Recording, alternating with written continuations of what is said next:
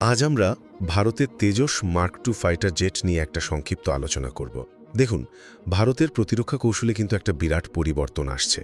এতদিন Indian air force বা IAF ছিল শুধু একজন ক্রেতা, কিন্তু তেজস MK2 প্রজেক্টে তারা প্রথমবারের মতো একজন সহ-নির্মাতার ভূমিকায় কাজ করছে।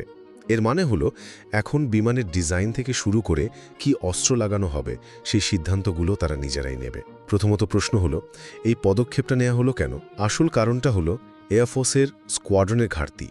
অনুমোদিত ৪২টা স্কোয়াড্রনের জায়গায় এখন আছে ৩০টারও কম। কারণ জ্যাগুয়ার, মিরাজের মতো পুরনো বিমানগুলো একে একে অবসর নিচ্ছে।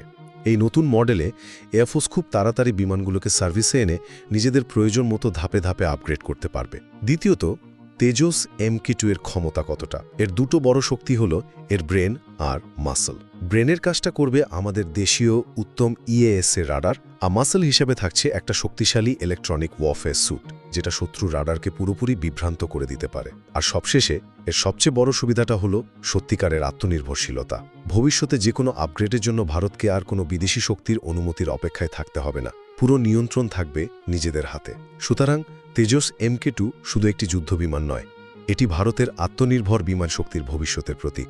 এমন আরও কৌশলগত আলোচনার জন্য ওয়ার্ল্ড স্ট্র্যাটেজিক ইউটিউব চ্যানেলটি সাবস্ক্রাইব করুন।